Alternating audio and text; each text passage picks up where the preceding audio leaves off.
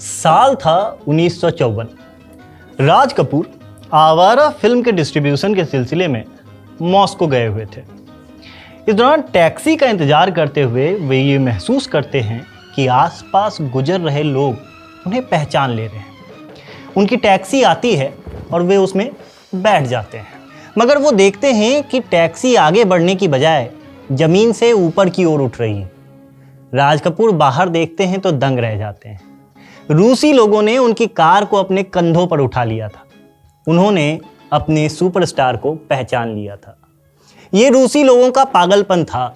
रूस की दीवानगी थी अपने चहेते कलाकार, द शोमैन ऑफ बॉलीवुड कहे जाने वाले राज कपूर के लिए।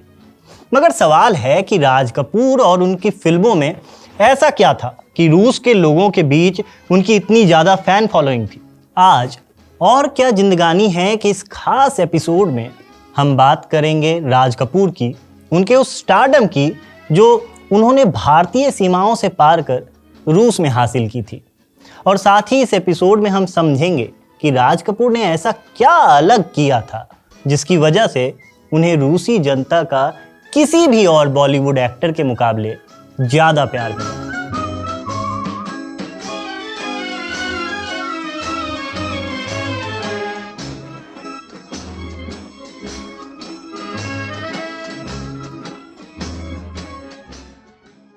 ऐसा नहीं था कि राज कपूर रूस में जाने जाने वाले इकलौते बॉलीवुड एक्टर थे। सेलिब्रिटी का दर्जा तो वहाँ देवानंद और दिलीप कुमार को भी हासिल था, मगर ये राज कपूर की फिल्में थीं जिसने रूसी दर्शकों को अपना ऐसा दीवाना बनाया कि हर दूसरे सितारे की चमक उनके सामने फीकी पड़ गई। राज कपूर की रूसी जनता के बीच लोकप्रियता में उनकी कला के साथ साथ उस समय की परिस्थिति ने भी कमाल का किरदार निभाया था। साल 1947 में जब भारत आज़ाद हुआ, उस समय रूस और यूएस कोल्ड वॉर की स्थिति में थे। दोनों द्वितीय विश्व युद्ध के बाद पूरी दुनिया में सुपर पावर बनकर उभरे थे और दोनों ही देश अपनी विचारधारा के प्रचार प्रसार को लेकर एशियाई महाद्वीप में साथी देशों की तलाश कर रहे थे। भारत के उस समय के प्रधानमंत्री पंडित जवाहरलाल नेहरू ने आज़ादी के बाद किसी भी विचारधारा में बंधकर भारत को आगे लेकर जाने की टीका टिप्पणी पर चुप्पी साध रखी थी। उधर कोरिया युद्ध में भारत की शांति दूत की भूमिका ने भारत के प्रति रूस का नजरिया और भी सौम्य कर दिया था। ऐसे में एक नए आज़ाद हुए देश और पुराने दोस्त भारत को अपने खेमे में शामिल करने और साथ ही संबंधों को और घनिष्ठ करने के लिए रूस ने भारतीय फिल्मों और साहित्य को रूस में बढ़ावा देने का फैसला किया। इन्हीं परिस्थितियों की बदौलत निमाई घोष द्वारा डायरेक्टेड भारत की पहली फिल्म चिन्नामुल रूस जैसे देश में रिलीज हो पाई। यहाँ मुझे रूस जैसे देश शब्द का इस्तेमाल इसलिए करना पड़ रहा है क्योंकि ये वो दौर था जब रूस विदेशी मीडिया या सामग्री को अपने देश की सीमा के अंदर कंट्रोल करने के लिए जाना जाता था। चिन्नामुल रूस में बॉलीवुड की पहली दस्तक तो थी ही, साथ ही राज कपूर के रूस में सेलिब्रिटी से स्टार बनने की कहानी की शुरुआत भी यहीं से होती है। चिन्नामुल के रूस में कमाई का आंकड़ा तो उपलब्ध नहीं है, मगर इंटरनेट पर उपलब्ध आंकड़ों की माने तो इसे लगभग 180 से 190 स्क्रीन्स पर रूस में रिलीज किया गया था। इस फिल्म के रिलीज से भारतीय फिल्म मेकर्स ये समझ गए थे कि रूस एक बड़ा बाजार है और वो भारत की तरफ नर्म रुख रख रहा है। ऐसे में भारतीय फिल्में भी रूस और रूस के लोगों को ध्यान में रखकर बनाई जाने लगी ताकि इस मौके का फ़ायदा उठाया जा सके। इसका अंदाज़ा आप इसी बात से लगा सकते हैं कि भारतीय हिंदी फिल्में तब रूसी भाषाओं में भी डब हुआ करती थीं, जबकि अन्य भाषाओं और देशों के लिए भारतीय फिल्मों में महज सबटाइटल्स का उपयोग किया जाता था। ये भी एक मुख्य कारण था कि भारतीय सिनेमा से रूसी दर्शकों का एक खास जुड़ाव हो पाया।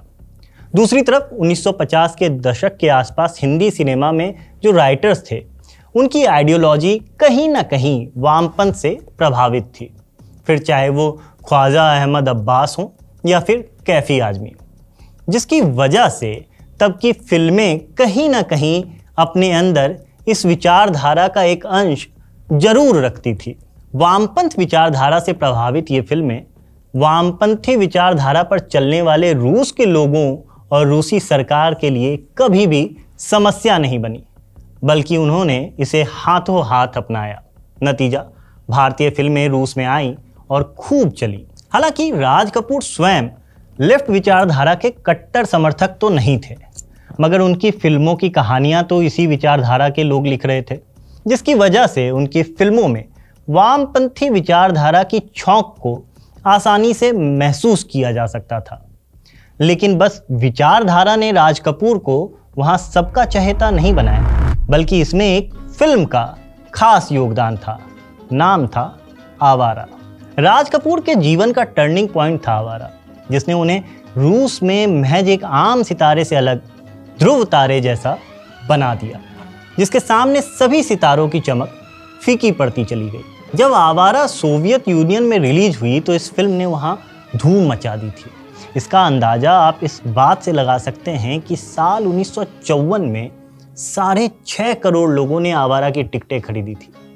देखते ही देखते यह फिल्म वहां की one of the biggest film of all time बन गई।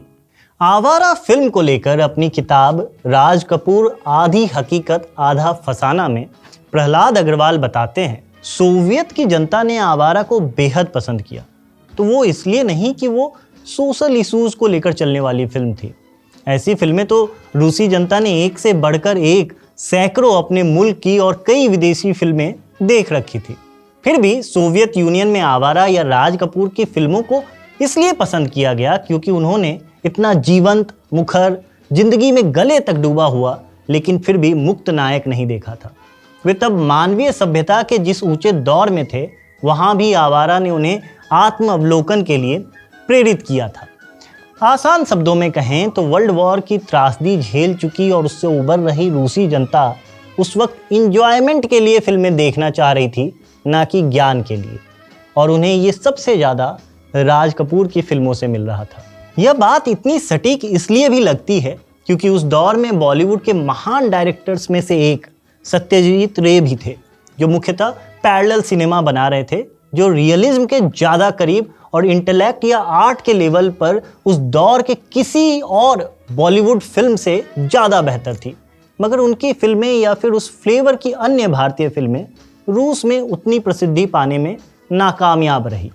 दूसरी तरफ रियलिज्म की कठोरता से दूर राज कपूर थे, जिनका किरदार पर्दे पर अपनी मासूम मुस्कान, हंसाने वाली चाल, दूसरों के लिए अच्छा सोचने वाला, रोमांटिक और प्यारा हुआ करता था। बुराई पर अच्छाई की जीत जैसी सेंट्रल थीम पर बनी उनकी फिल्म में उनके द्वारा निभाया गया किरदार दबे हुए तबके के प्रति संवेदना रखता था, वादियों में रोमांस करता था, कठोर वक्त में भी ताजगी भरे गीत गुनगुनाता था। राज कपूर का यही रूप रूसी दर्शकों को भा गया था और वे उस वक्त रूसियों के बीच पॉजिटिविटी के सिनोनिम बन गए। एक बार ख्वाजा अहमद अब्बास, जो कि फिल्म आवारा के राइटर थे, उन्होंने सोवियत नेता निकिता ख्रुश्चेव से उनके देश में इस फिल्म की लोकप्रियता का राज पूछा तो उनका जवाब था, दूसरे विश्व युद्ध की त्रासदी का सबसे अधिक सामना रूसी लोगों ने किया था। बहुत से रूसी फिल्म मेकर्स ने इस विषय पर फिल्में बनाकर उन्हें इस त्रासदी की याद दिलाने की कोशिश की थी, जबकि आवारा में राज कपूर ने जख्मों से भरा सीना है मेरा, हस्ती है मगर ये मस्त नज़र गाकर लोगों में उम्मीद की एक किरण जगाई थी और उनके दुखों को भूलने में मदद की थी। आवारा ने रूसी दर्शकों को किस कदर प्रभावित किया था, इस बात का अंदाज़ा आप इसी से लगा सकते हैं कि नेहरू जब अपनी पहली सोवियत यात्रा पर गए थे तो रूसी लोगों ने उन्हें आवारा हूँ कहकर संबोधित किया था। मालूम हो कि राज कपूर की फिल्मों में गानों का अपना अलग महत्व हुआ करता था। राज कपूर फिल्म डायरेक्शन के साथ साथ गानों में भी हस्तक्षेप किया करते थे और इस बात का खासा ध्यान रखते थे कि गाना फिल्म के थीम के अनुसार ही रहे, क्योंकि गानों का लोगों के मन मस्तिष्क पर गहरा असर होता है।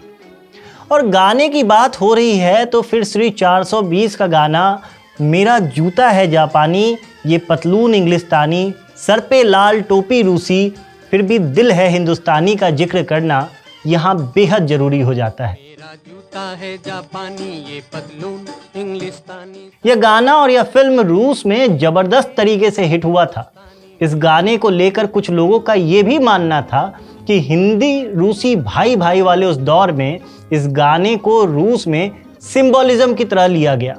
लोगों का मानना था कि भारत उनका अच्छा दोस्त है और गाने के बोल में जानबूझकर टोपी को सर यानी ऊपर रखा गया, जबकि रूस के दुश्मन जापान को पैरों में जगह दी गई थी।